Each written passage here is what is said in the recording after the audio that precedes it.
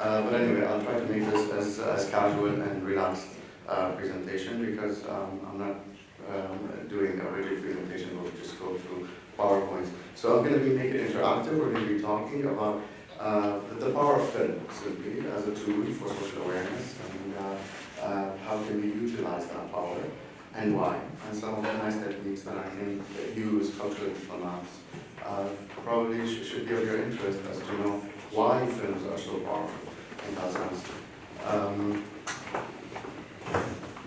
I'm just going to be loading the films from here because there's a nice problem. Okay, so I'm a filmmaker. I'm based in Jordan, and I work at the Royal Film Commission as a film advisor.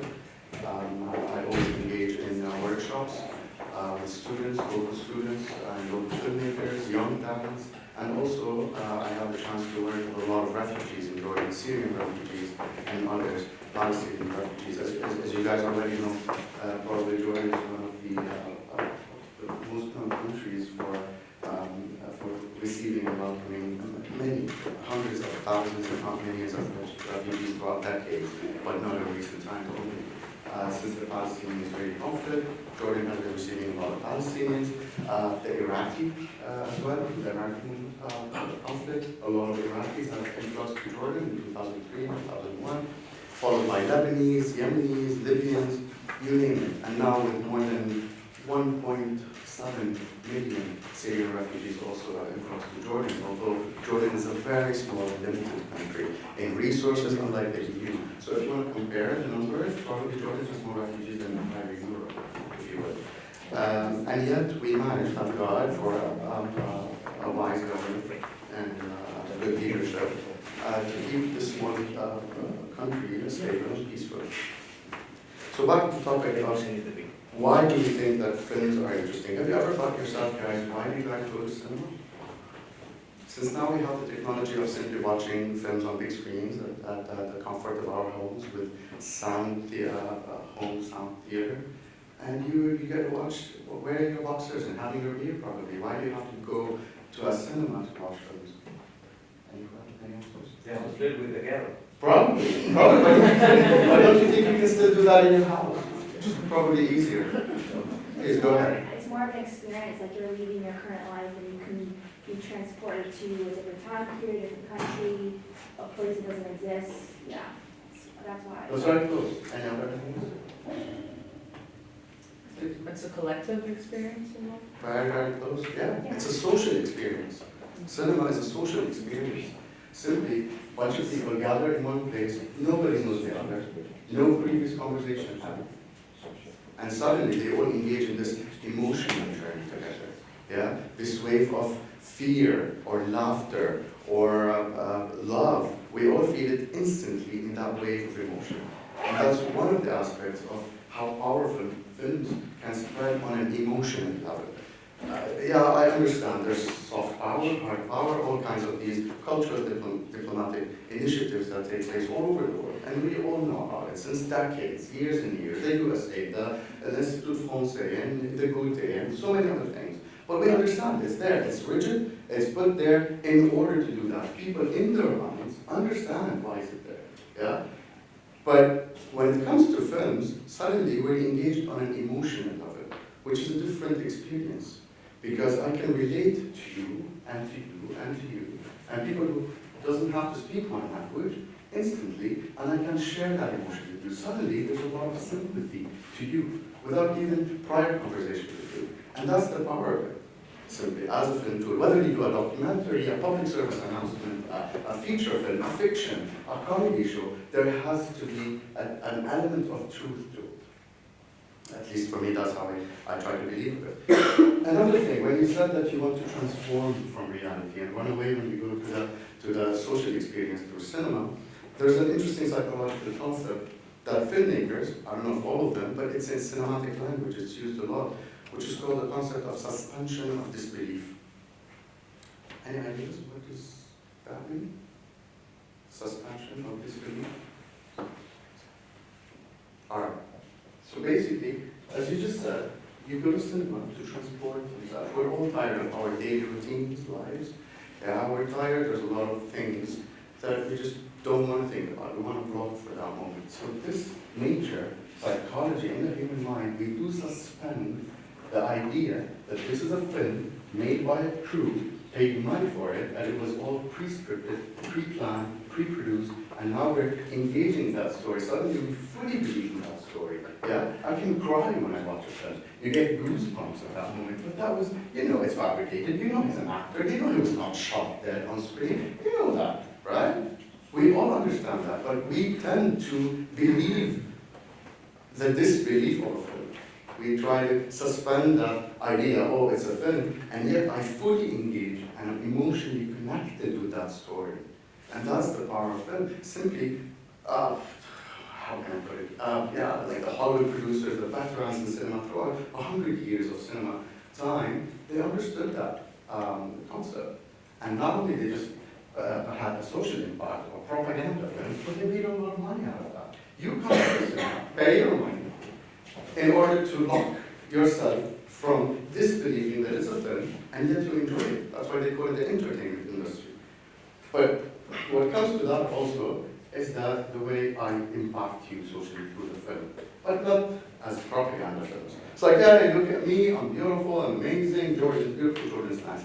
Nobody's going to buy that anymore, yeah? We have internet, we have Google, we have all kinds of resources to get information about our country. But once I tell a story, then suddenly you're connected to me. So storytelling, the art of that storytelling, is what brings people together for a better understanding through culture, through ideas. But once we personalize it into a one subject, yeah, I can say, okay, Africa has a lot of violence, has a lot of instability.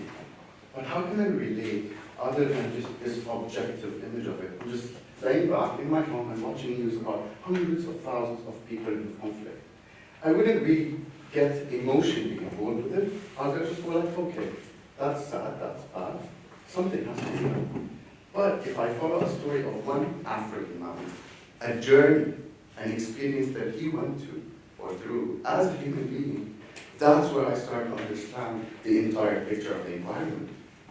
And that's the power of film. It's subjective as opposed to news being objective, or they try to be at least. Yeah?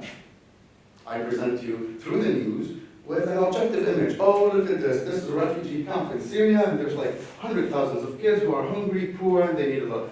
Yeah, okay. But I, as an audience, as a viewer, as a receiver of that information, I'm detached. I'm not as connected. And that's why news are very different from films and cinema. Yeah? And we're always bombarded with this news, and it could be false media, could be misguided media. There's a lot of, noise, I would say, for us as viewers, humans, and cultural diplomats. There's another thing. Let me just give me 1 second, please. And I'm going to keep it as dynamic as possible. So anybody has a question in mind, please throw it at me while I just load the video. So I can just find that.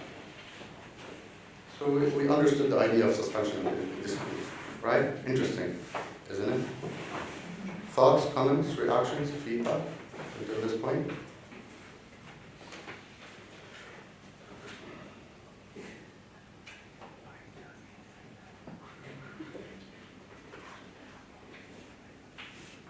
Okay. Being a filmmaker as well,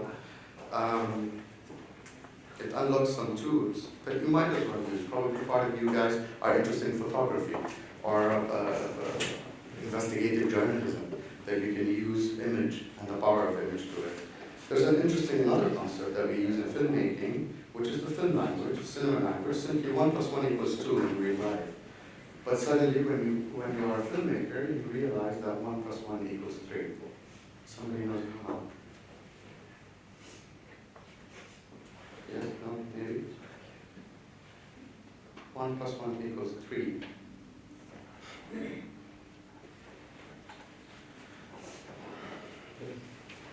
Please. Yeah. 1 + 1 equals 1,000,000 because one unit may have more elements than one, and another one have more elements than one. So you bring them together, you have synergy of more units. Well, that's a broader concept, but very close, yes. Simply think of it as an example of if I present you with an image of a middle-aged woman who looks sad and all what she's doing is like this. Yeah? So it's a still image of a probably woman like that doing, yeah? And I put that image adjacent to another image right next to it of an abandoned baby by the street. Yeah? And I just present two separate images that in fact they might not be even related. I just put these two images next to each other, and suddenly you as a viewer would make up a story in your mind to connect these two images, coming up with that, oh, that might be her son, or probably her husband left her and took that son away, or probably somebody, you start to, how can we call it, enclose that circle of thought, and bring that story into a third image in your mind. So one image plus one image makes a third image that tells the story. And based on that power of 1 plus 1 equals 3, I can present you with so many kinds of emotional stories. If I simply take that story, that picture of a little baby, and keep that picture of the woman doing this, and suddenly I present next to it an image of a hot, sexy man walking by the beach with all these six-packs and whatever, you know, all this ooh la la looks. Suddenly the story is very different, yeah? It's probably that's the love of her life who left her, and she's heartbroken, yeah? Completely the story, the emotional response of you as an audience took a different turn, yeah? Interesting, right?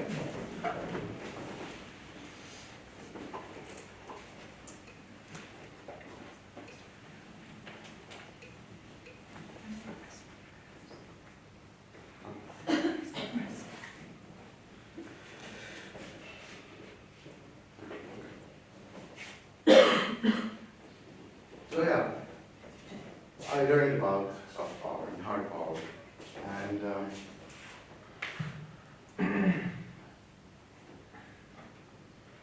but also understanding that we as filmmakers, as storytellers, we bring these stories to an emotional response. People have, there's 7 human emotions discussed throughout history, psychology, throughout all times, that we all relate to and share and know exactly these 7 emotions.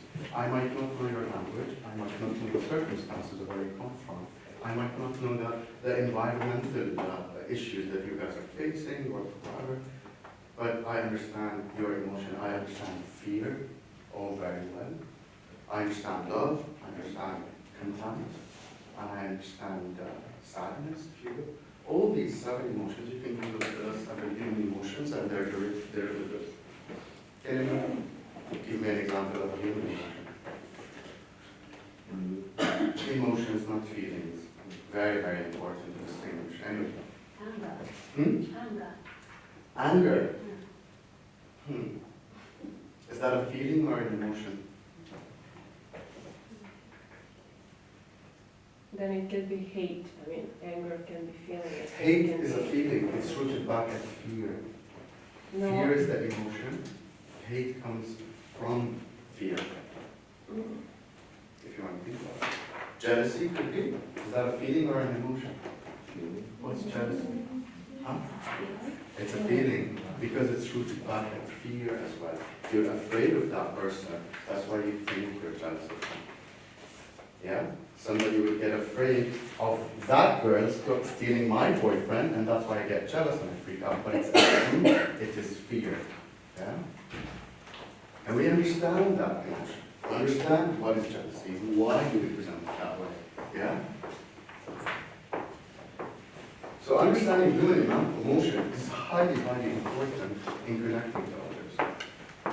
Thus, you can utilize that knowledge and understanding in presenting your cultural diplomacy initiatives.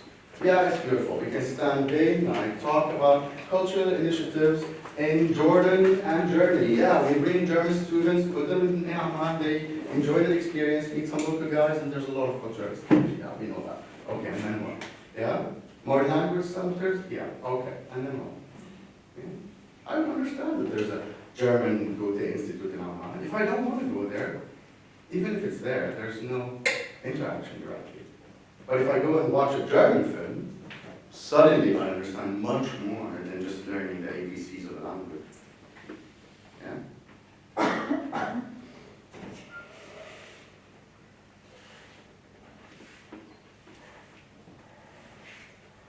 I would usually screen my films in one theater room with one screen, not two screens, so you can have a full focus and enjoy the film.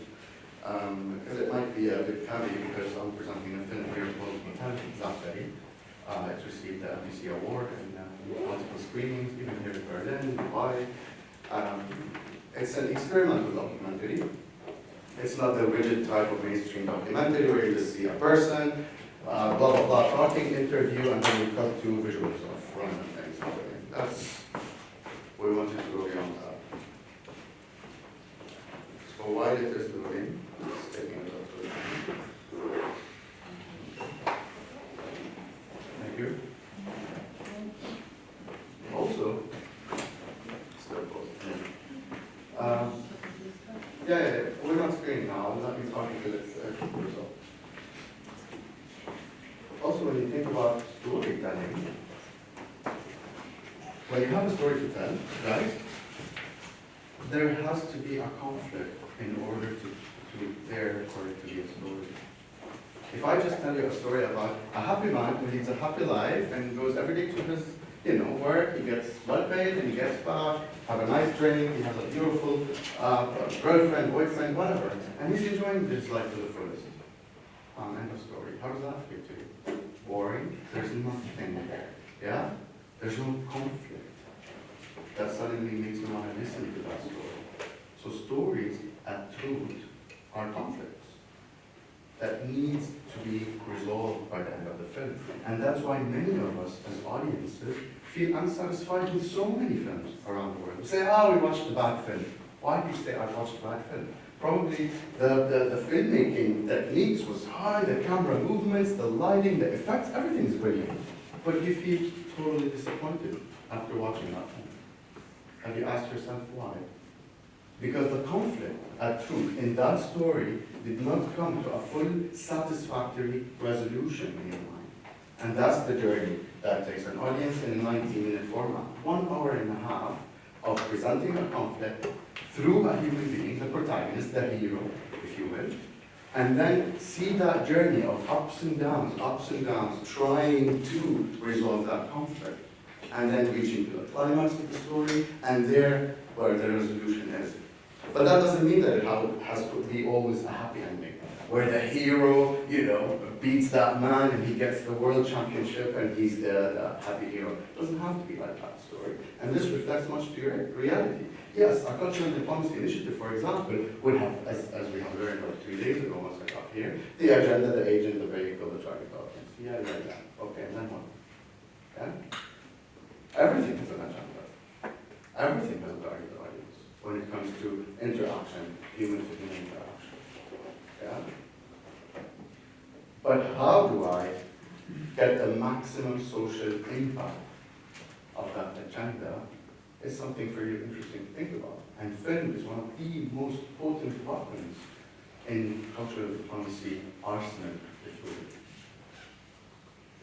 Yeah? Thoughts, comments, reactions? Just throw any question at me, I'm happy to answer.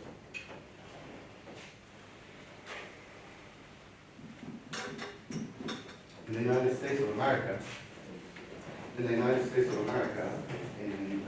after the Civil War, early 19th century, they understood the concept of film and the power of it. And that's where Hollywood producers sat and met diligently with American politicians, decision makers, and said, hey, we're exhausted. We came out of a hectic war. We're economically exhausted. The morale of the Americans are very, very low, and there's a lot of civil tension among Americans. How can we do something about it? So politicians, diplomats, if you will, cultural diplomats as well, they sat with these filmmakers and producers and discussed the agenda, the agent, the vehicle, and the target audience. and they really understood. That's where the films, if you have noticed, in the 30s and 40s and 50s of the past century, a lot of American films were all about the American dream, right? It's about selling that idea of America is the best place. Come to America. America needs you. Yeah? There was a huge campaign to bring that morale up and to have confidence in the population to believe that we are Americans. But what does it really mean to be an American? Is it about pizza and burger? It's not even American. If you want to think about it, it's not. Alright? What is being an American? What is American dream? Why would somebody like me, coming from Jordan, have an idea of fantasizing to go to the States and suddenly I'm supposed to be happy? How does that work? How does that came to my mind? It's through the power of film. Yeah? Look at the big muscle American cars that are always presented in our films. They are powerful. They are nice. Our women are beautiful. We have all kinds of freedom. Yeah? That's very, very crucial. So scriptwriters start to tell stories, fiction, selling the concept of an American dream. And you can see how far Americans are. Yeah? That just didn't happen. You don't wake up and suddenly, oh, I'm a super proud Jordanian. There's a lot of work to be done. Optimistic culture is in reality too. I think in comparison with Portuguese or Spanish culture, American culture is very positive and optimistic. In reality, everybody is saying something bad. Have you been to the States before? No, but I know Americans, I know. Yeah. They're simple people, they're happy people. You take a popcorn, you go watch a movie, that's a fun thing. But also, I'm not saying that in the sense that they're naive, but their approach to life is less sophisticated than other areas, simply because of the lesser issues. But that doesn't mean that they don't have enough troubles in their homeland. I've been to the States, even in LA and California, people think, oh, whoa, it's fancy. But I've seen it, I've seen the poverty there. I've seen the super political correctness among races that sometimes feels there's a little fake side to it. Yeah? But Americans, point is, the Americans made sure that America is perceived throughout the globe in this positive, nice image. Yeah? And that's only because of the power of Hollywood filmmaking. It's a machine of, if you will, propaganda. I wouldn't put it in the propaganda, but it does have that notion to it. Yeah?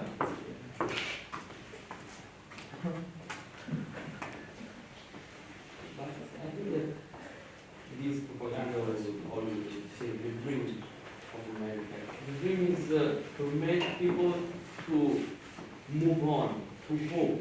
That's the point. Absolutely. To have always hope. You can see America produce, for example, the iPhone is a machine that they dream about that. Didn't happen in Europe. Yeah. Didn't happen in Japan. Yeah. Happened in US, Yeah. where they sell that dream. Yeah. Because the Constitution says you have to be happy. Also this concept of happiness is, are they happy with Trump? They were more happy with Obama. Trump sold that dream. So people, but this dream can be shared by everybody. Everyone has a own dream. And this is what America does. They live there for a while. They're not so happy about everybody's happy. But everyone wants something always bigger and bigger. Maybe this is what makes move society. But if they're very happy, if they're really happy, I don't know. That's the question for you to think about. In the America, dream also existed among the Americans as well. There was big moves from the Absolutely. country into the city. Just to Absolutely. follow this dream. Absolutely. But I think in order to be happy or not, consider all these aspects. If we base it on an economic aspect or a social aspect, it's a kind of pyramid. It depends on which place of the pyramid you're looking for in yourself. Right. I can't agree more, absolutely. But also, it was targeted for Americans and to the world, these kind of films. You don't simply use a film like the way you use an iPhone. That's more of an economic approach to it. That's economy, that's money. They produce a good quality product that was, well promoted, if you will.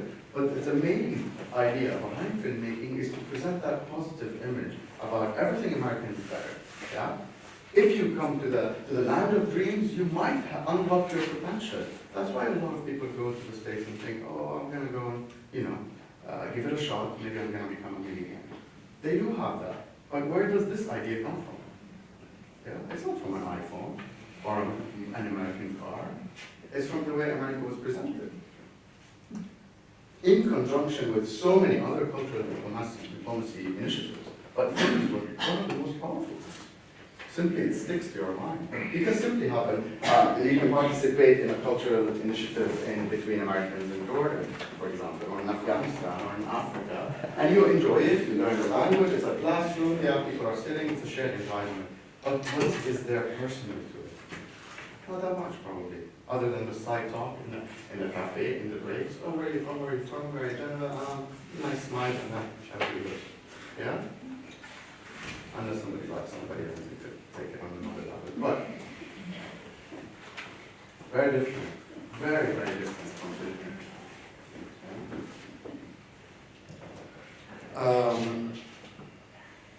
Part of what I do in Jordan also is to engage a lot of refugee filmmakers in filmmaking workshops. And I was one of the designers of that initiative through the Royal Film Commission, who said, hey, okay, we have this fund, and what we're going to do is, are we going to invite people to come sit in a room where they can lecture about film all day? Boring. Yeah? Let's do something else. Let's get these people engaged. Yeah? So we target different people. Residents of Jordan, not only Jordanians. And Jordan now is like the cosmopolitan of the Middle East, where we have everything of everybody in there. And it's a safe environment also to express yourself to a good extent of freedom. So what we came up with is that, yes, we had workshops and films, but it was more of a cultural diplomatic initiative. We wanted Syrians to feel integrated in that society and work with Jordanians, along with Palestinians, along with the Lebanese director.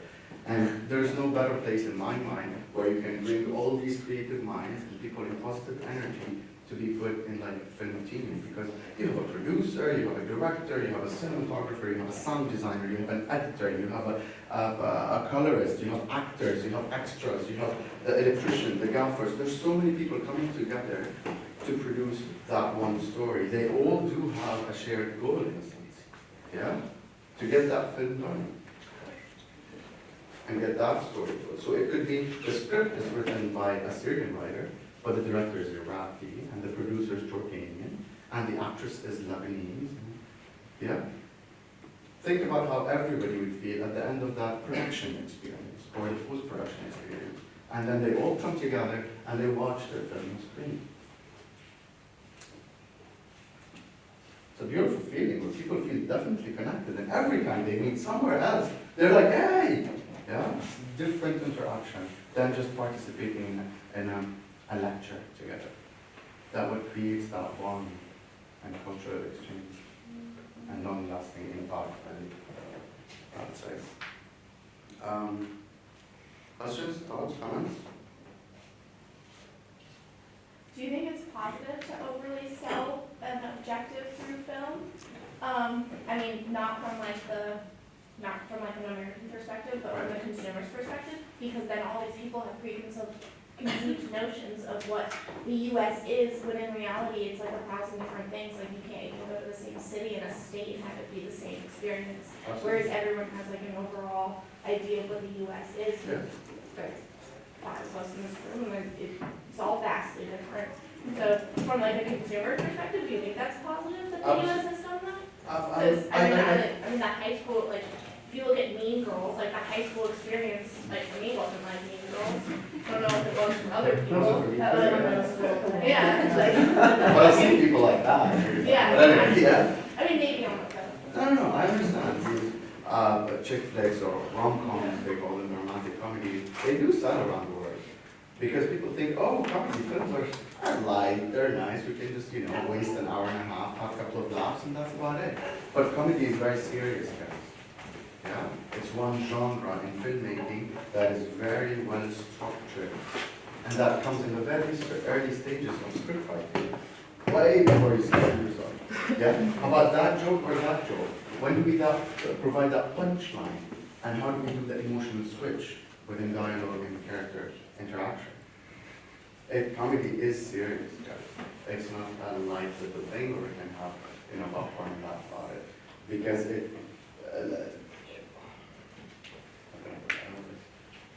sticks to minds, like Mean Girls, yeah, and many other comedy films. I like the idea that comedy can sell better, but also you asked me if it was positive to do more like propaganda films or like targeted. And I know it's positive from like an American perspective, Well, but is it positive for like people to think that? Right, but there was a goal at the time that we needed people to think positively about this. It's Yeah. starting, so I interrupt you, but it's going. Yeah. So you did it deliberately, just so you know. So I can Thank you. blend it. And suddenly just vanish. Yeah. Please. Okay, when you say that comedy is serious, in Zambia I used to watch a British comedy called Hello. Okay. Those who know it, the main actor recently died. They used to make fun of Germany, a lot of German jokes there, But when I moved to Germany, I found out that there are certain things you cannot joke about, okay? From their history, that I was born, my husband told me, no, you don't do this, you don't lift up your hand like that, you don't say this word in public. They're very sensitive about their past, they're not happy about it. And yet, whilst living in Zambia, there was this comment was so funny, and so the moment you think about Germany, you just think about hello, See? That's one powerful tool of providing to give you that conceived image of how Germany is, but in a very comic way. It's a relaxed environment. I don't come here and tell you, oh, listen, Germany had this very long history, probably dark times, and now they're trying to do. That's why they're doing this and they're doing that. It sounds too rigid. Look at Hollywood again. Part of the propaganda in Hollywood is to make fun about the Jews. They make a lot of jokes about the Jews in sitcoms, in Will and Grace, and they also make fun about the homosexuals. Yeah? We bring that flamboyantly gay character on screen, and it's adorable, but there's a lot of self-criticism in his lines that makes people laugh about it and accept that idea, buy it. So it's the power of self-criticism that adds a lot of value in introducing a new concept and make you accept something else that you might not usually do. Yeah? Lots of people now, when I just say, oh, he's gay, do they have that idea in their mind that he must be funny, all about fashion, with, a sassy attitude, and lots of amazing girls around him who love to go and party all the time? It's a stereotype. Maybe yes. Is it true? Doesn't have to. I know a lot of gay people in Berlin and many other places. Doesn't have to be that. Yeah? But it was meant to be sold like that. Gay is happy. Yeah? The Jews love the money. It's true, but I mean.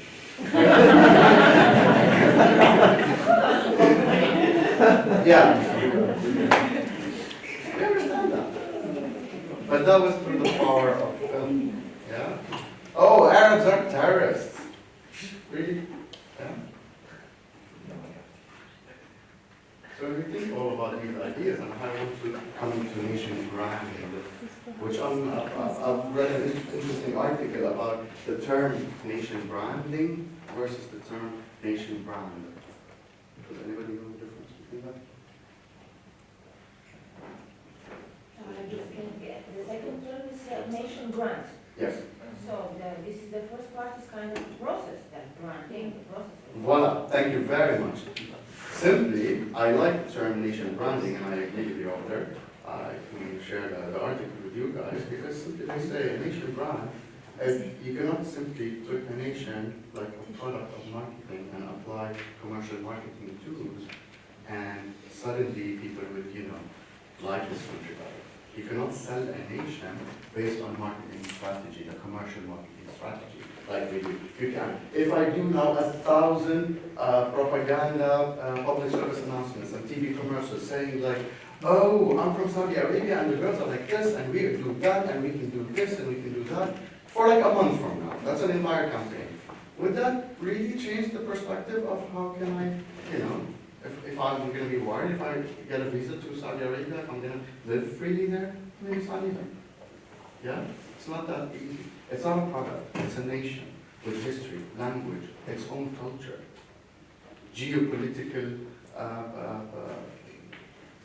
resonance, if you will. Yeah? So a nation brand is something that is very serious. It needs strategy and it needs actions of symbolic actions, I put them. Symbolic actions are one of the most powerful strategies for a nation to put itself on a world map and say, hey, this is what we do. Actions in the direction of the common good. Yes, absolutely. It's one of the most powerful marketing tools. Absolutely, absolutely. But it's the For the global strategy. peace, what's that for the global? Global peace, Yeah. taking initiatives, global initiatives, yeah. That's what makes a country say, oh, they participated in this. They're very present in combating that kind of ideology. So this country must be good. But not just putting Jordan as a selling hot touristic place. Oh, we have Petra, we have Dead Sea, we have beautiful deserts, and we have beautiful mountains and rivers. We have everything, yeah? And just say, oh, come to us, come to us. It's not easy, it's not a product. So when we say nation brand, now everybody thinks of Syria as a, you know, as a crazy, well, it is a crazy, crazy place, but now people might be afraid of the concept of just Syria or bringing Syrians into our country. Simply because of the amount of violent videos that came out of that area. And that image wouldn't be erased as easily. Yeah, chopping people's heads off, and all these mass genocides and murders and destruction. It's unbelievable. It's too harsh for us to get over with in a couple of propaganda videos. Yeah? If I produce a video now talking about, oh, Syria is beautiful, guys, come back. Would anyone of you just, you know, think to go and travel there now? The answer is clear. There are?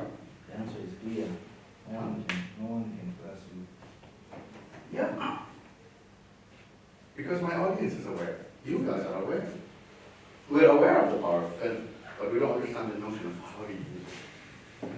But also someone can use it in totally different purposes. Absolutely. Someone can like make that movie that you're talking about, like with all those curves, with those emotions, and someone will like watch that movie and have that idea of one person, let's say in Syria or whatever, and then they will say, oh my God, that person is unhappy or whatever.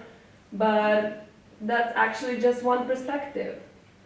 But you're talking about emotions, so it's made me emotional, but what if it's not true? Because I watched a lot of movies with a lot of emotions. At the end, people cried, people said, oh my God, we didn't know. But they were like, I'm sorry for my language, but they were bullshit. Like, it was totally something opposite from reality. So film goes to also that actually movie that you're talking about goes to another direction also. Absolutely. It's not just... I'm telling you, it's so powerful to change conceptions of what reality could be, but for an aware audience, it can't be easy because there are hundreds of thousands of movies that are propagandized, if you will, in that direction. So we got used to it, you know? But I don't mind that. But let me put you back in perspective when it comes to filmmaking. We say, okay, there's a character, there's a story about that person, I don't know, in Africa, in Jordan, or in Europe. But I follow his story and I see his experience in life. And suddenly, because it's so personal, I engage with that character. And that's where sympathy and empathy and emotional engagement happens, because it's one person, but not a group of people. And then, after the film is done, I go back, so this could be the case of many others. You know what I mean?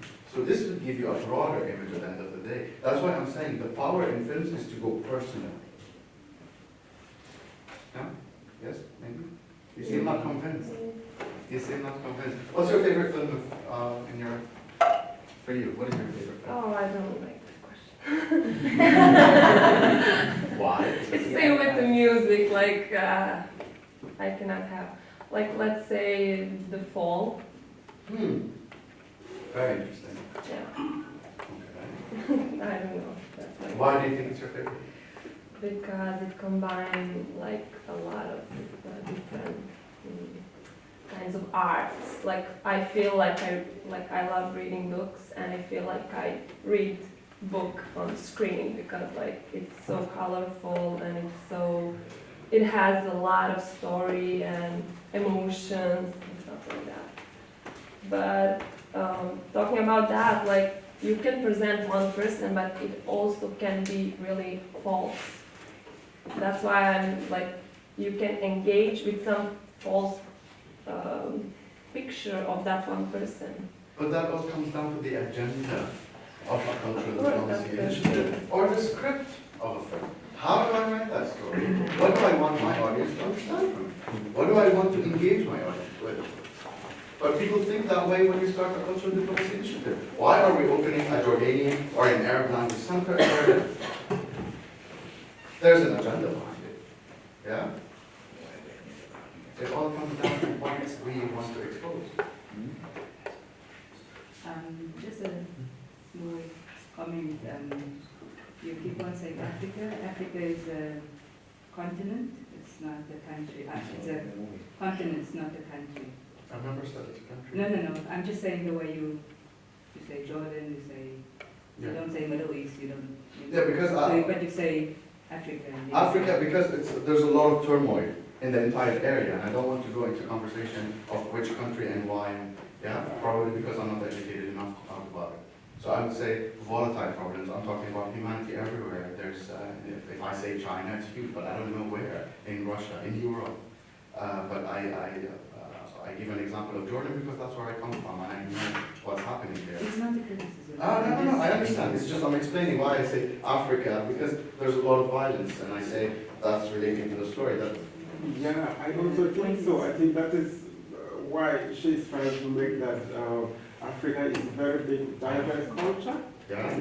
It's not true that the conflict is everywhere. No, that is not true. There are some areas, and even if you look at it, things have improved. If you talk about Nollywood, Nigeria, I think you have a lot of people that you know. Ghana is like that. South Africa is one side. Yeah. You got the economic engine. Yeah. So maybe, and I think very few people have set foot on the continent. So if they are here, and you know, we have speakers, experienced people like you, it's important to take the continent apart for us to know that there's country one, there's country two. Absolutely. Yeah. I apologize for my ignorance, but I was about to go to the example of Nigeria because I know there's a huge film industry thriving in Nigeria. There's a lot of money being put. But you're right. But I can respectfully disagree with the concept of there is no conflict in other areas. Conflict is everywhere. Human-to-human interaction, part of it is a conflict. Even internal conflict. I'm not only saying about, gun shooting conflict, that kind of, or Haram, or ISIS, or I don't know what. Not that kind of conflict. Yeah? Human-to-human conflict. Getting from point A to point B in a place that you don't speak the language is a conflict. How do you resolve that? You need a map, you need a team, you need to train to be aware of things. And when I say conflict, it's in a dramatic sense, but not in a violence, killing. It doesn't have to be that way. Yeah? Okay. Maybe we should watch a film or anybody else? Please. Like how to get your funding. Yeah. For example, collaborating with our Right. The thing is, for me, up until now, up until this stage of my life, I didn't get that big funding. And films are expensive, to be honest. But what I also is interesting to understand is filmmaking is, you can tell a story, you can provide that impact without having gazillions of cash poured into that kind of producer in order to make that huge propaganda film or a social impact film or whatever. You can tell a film nowadays with a mobile phone if you want. Yeah? You have excellent cameras on them, and you can have all the kind of editing techniques. It's just to know how to tell a story.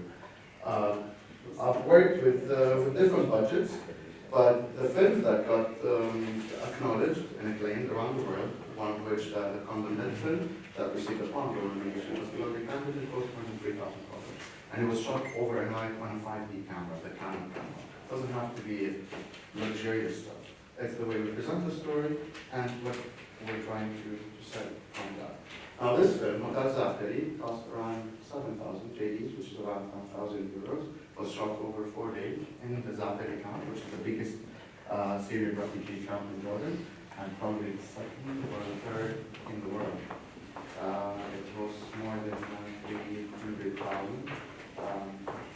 At one point there were much more, but now I think it's around 200,000 Syrian refugees living in that area, which is north of Jordan, very close to the Syrian border as well. And I had the chance to go and film there for 4 days, along with my partner, Maisa, and it was not also easy to have a woman filmmaker with me. So we had to take some precautions because we have so many expensive cameras and film through it. It's not easy to film there. There's a lot of security checkpoints that we have to go through.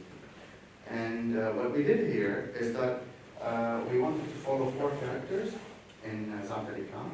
A little boy, a little girl, and a man and a woman. They're not directly related, but we chose these characters because we thought they were engaging and interesting. But what's interesting about Hotel Zaatari is the experimental approach to it, where we added a narration, and that narration is of a Palestinian narrator who came refugee to Jordan back in 1948 or 1967. And what we were trying to say is that, you know, war is horrible, and it does get people into this tragedy, into dislocation, into diaspora, and time keeps looping over and over again. War is never, and that Palestinian refugee sympathizes with a newcomer, Syrian refugee to Jordan, and they share the exact same experience of being in a tent or that moment of waiting. So without further ado, I will show the film, probably kill all right. That's the maximum hour. No problem. We can ask to shut down the sun. What?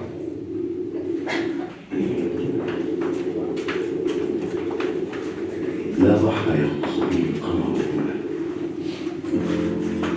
ولا بحر هنا تولد شمسه من بين أمواجه البعيد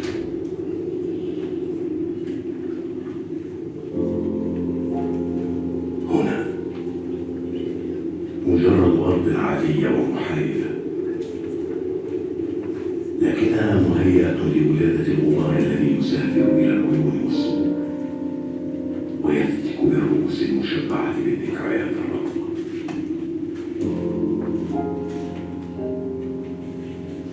هنا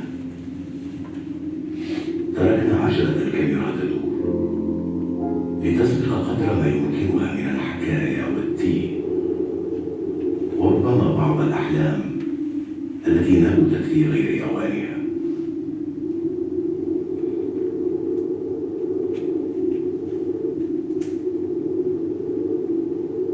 وفي لحظة البحث عن صور النجوم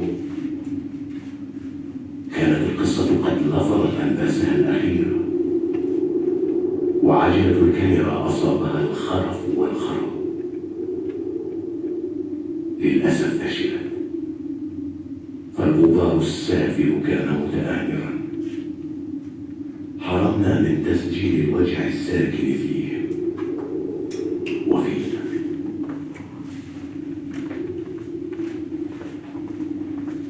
رددنا ما تبقى من الصور على شريط بلا عنوان بلا بداية ولا نهاية، باختصار بلا حكاية. فكل الألسنة هنا مربوطة. لم يستوعب أحد الآن بأنه أصبح لاجئا.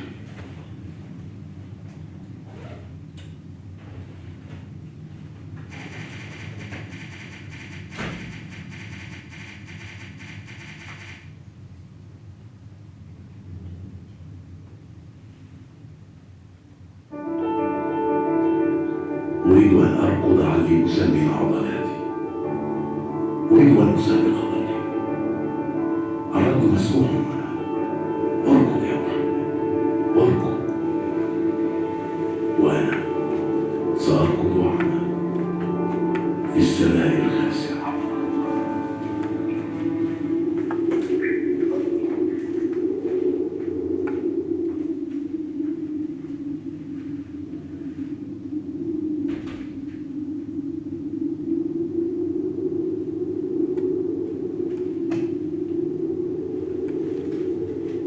هل حدث مرة معك أنك تريد أن تمتلك كل شيء وأنت لا تمتلك شيئا؟ حينها تذهب في حلمك. قل لي، ما هو حلمك أنت يا صغيري؟ اهمس لي، فهذا المكان خارج حدود الرقابة.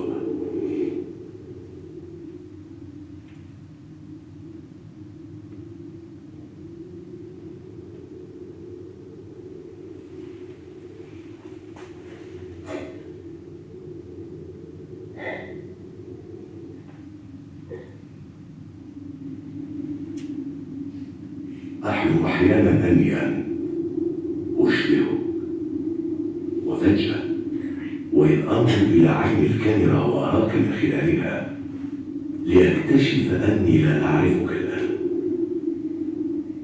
فلا وجهك وجهي ولا عيناك عيني ولا حلمك حلمي.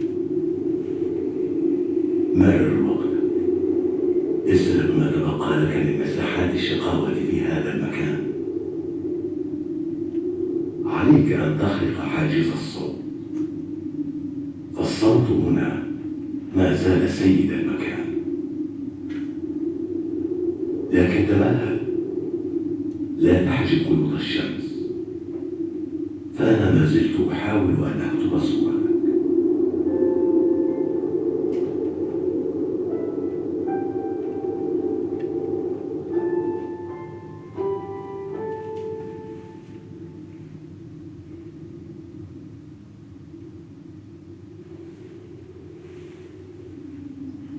أنا الذي رأيته طفلا بلا طفولة، رأيته كالحلم مر بي ولم يزل يمر كالخيال.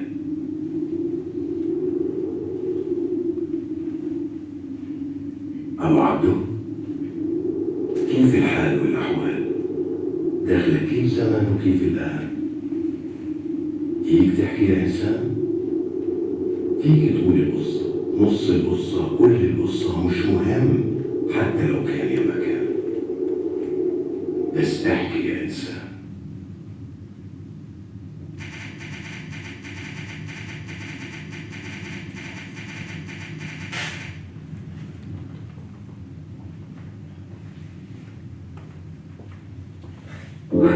لا حول ولا قوة إلا بالله.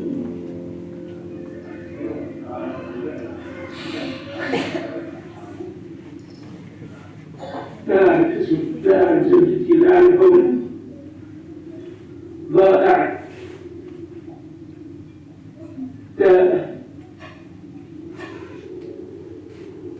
ماذا أريد؟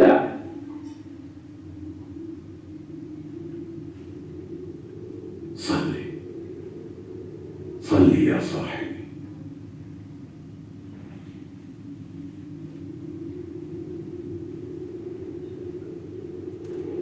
أما أنا فلن أصلي لأي إله معي.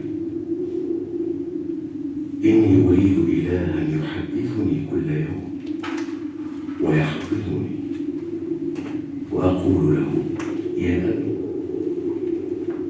فأنا صورة دون وجه ولا كلمة.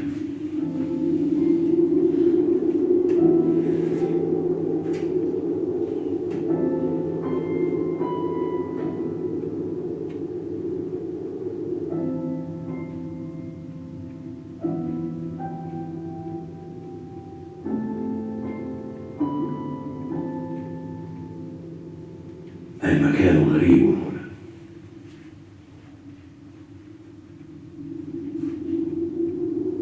وأنا واحد ووحيد.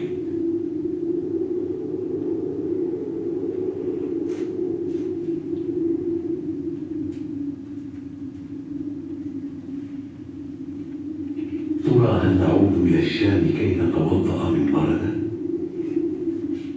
فبردة تحفة الشام في 1000 عام، ومن 1000 عام كنت يا صاحبي تزور حميدية الشام.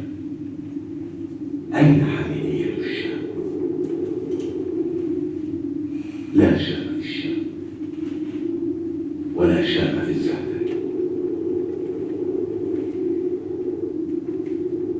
كم تبقى قال وأين؟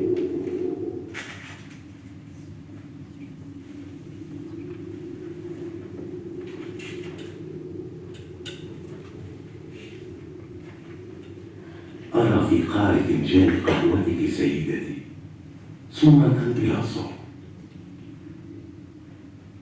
وكأنهم يواسون أرواحهم بالقهوة والثرثرة عن الوطن،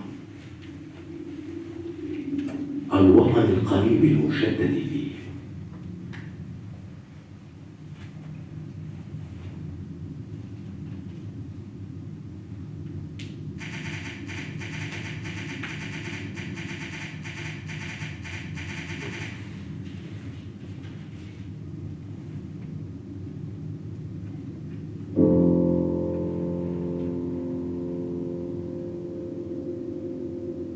أما أنا فعهدي بالقهوة بدأ ربما منذ السابعة.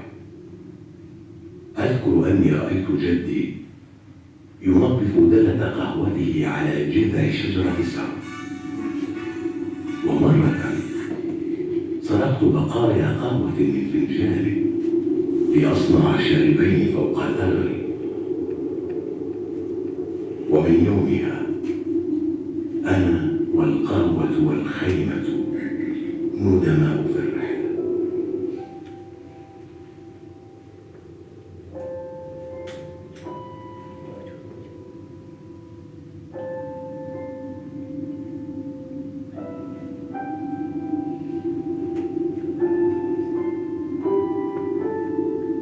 كانت وحدها جبارة، جبارة جدا،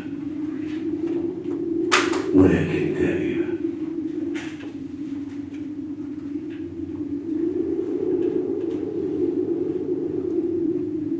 ذات غروب كنت خائفا جدا من الكلاب إذ تعوي، أخذت بيدي ودترتها بيدها الخائفة، لكنني لم أستوعب وقتها أن للأصابع لغة.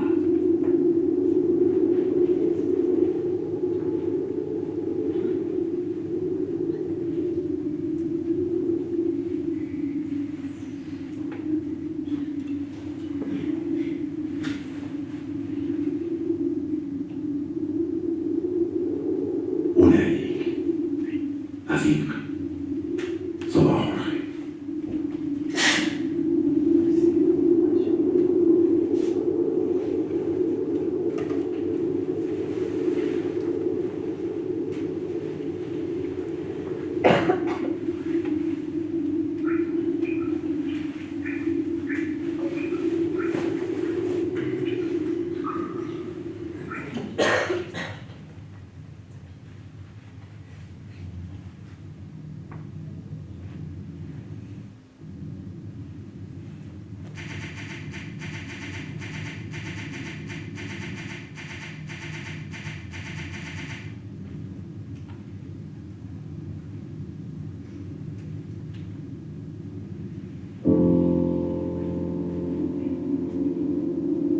في المكان الخطأ والزمان الخطأ. يجري يا بنيتي بأن الروح يخنقها هواء ناشف مطلوب. إياك أن تهرمي قبل أوانك يا صغيرة.